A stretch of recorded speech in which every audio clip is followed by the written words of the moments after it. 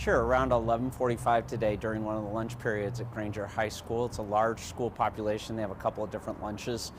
The vast majority of the students still in class, but we did have a small group of students towards the south end of the campus, the mid to south end of the campus. A police officer noticed a vehicle kind of circling the parking lot in a suspicious fashion, went into his vehicle to go and follow the vehicle. As they made their way towards the south end of the parking lot, two students, two individuals, suspects, later confirmed to be students, and I'm not going to be able to identify their schools at this time, got out of the vehicle and had some sort of altercation with three other students.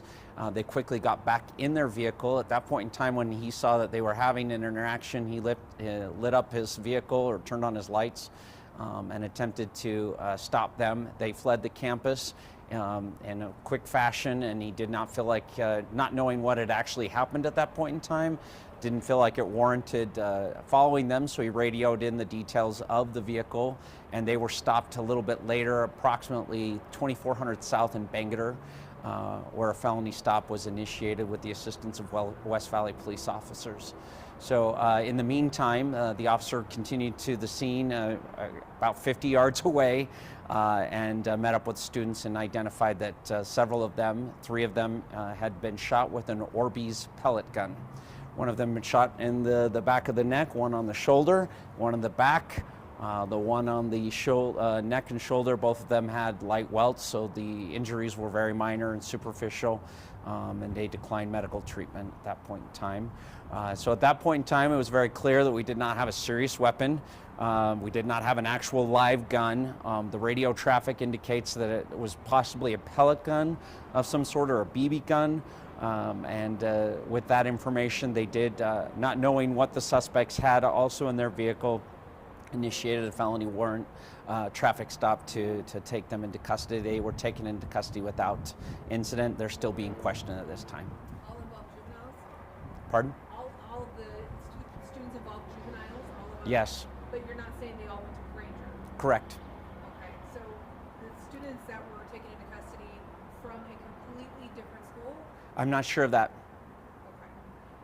Can you tell us much more about what the altercation was about? Was this something that police knew was going to be happening? Is that why they were in the area? No, the police officers are trained to look for suspicious activity. In this particular case, somebody wandering around a parking lot like they're looking for somebody, that's suspicious. There's nobody else really in the parking lot driving around. Most of the kids are hanging out. It's a beautiful day outside. Most of the students were inside the building getting their lunch or in class. The vast majority of students probably were unaware that something had happened until obviously the media attention grew a little bit unwieldy there. So to that effect, school operations were actually not impacted at all. And I want to be really clear, an emergency protocol was not initiated because we knew what type of weapon we were dealing with, and the suspects fled the campus. We had 5 to 6 officers respond and assist, and the campus was secure at that point in time. There was no threats made. It was very clear that there was some sort of altercation with these individuals, and to what end, we don't know at this point in time. That's part of our investigation. Okay, so you don't know what the altercation was about? I do not. Did the officer ever see the weapon, the airsoft or the Orbeez gun? Yes, the officer witnessed the entire incident, so he was able to initially report over the radio that it was a pellet gun of some sort. And again, we see on the radio traffic, I just got done listening to it, the words BB gun continually are repeated. So initially there was some reporting indicating that somebody had been shot and that there were 3 student victims. We're not sure how that information got out. The only information I was confirming right out of the gate that we were aware of some sort of altercation and that suspects had fled the campus. There were some injuries, we knew that, but we didn't know what we were dealing with otherwise. What happens moving forward with these students?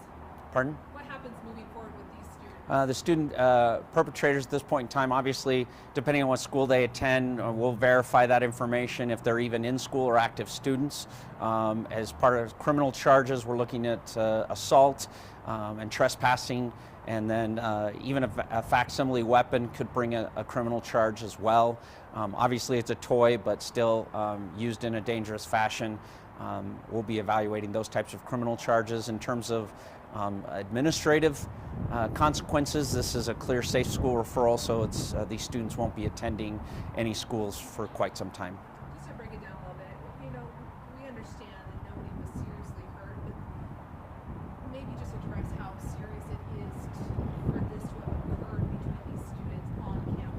Yeah, and at this point in time, it's obviously alarming. Anytime anybody brings any sort of weapon onto campus, even if it's a facsimile or a toy, we take that very serious. And in this particular case, the officer's senses were correct to follow that vehicle and follow through with what had occurred. Again, there was no physical altercation, words spoken to some degree.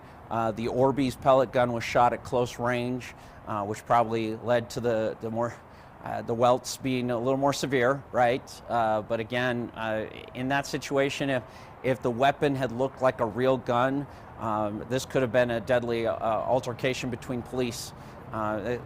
There's innumerable things that could have occurred. So obviously we're feeling very fortunate that it was minor in terms of the situation itself and the injuries to our students, and we continue to investigate it.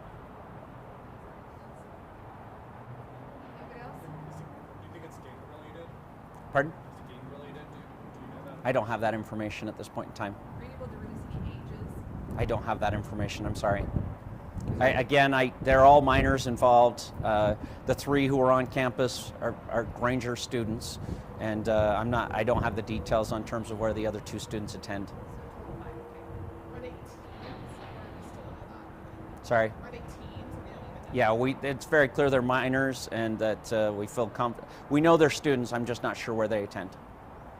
Just make sure that we got it correct. There is no threat to the public right now. That there's no threat to other students. Correct. It was very clear from the onset that it was not an actual gun. The radio traffic from the get-go indicates BB gun, BB gun, BB gun.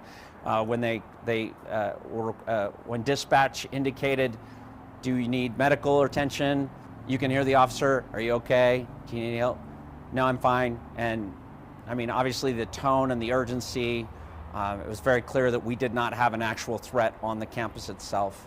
We did have a parent call, "Why isn't school put on a lockdown in that situation?" A lockdown protocol would be for an incident that happens within the doors when there's an active threat on the campus itself. That clearly would not be warranted.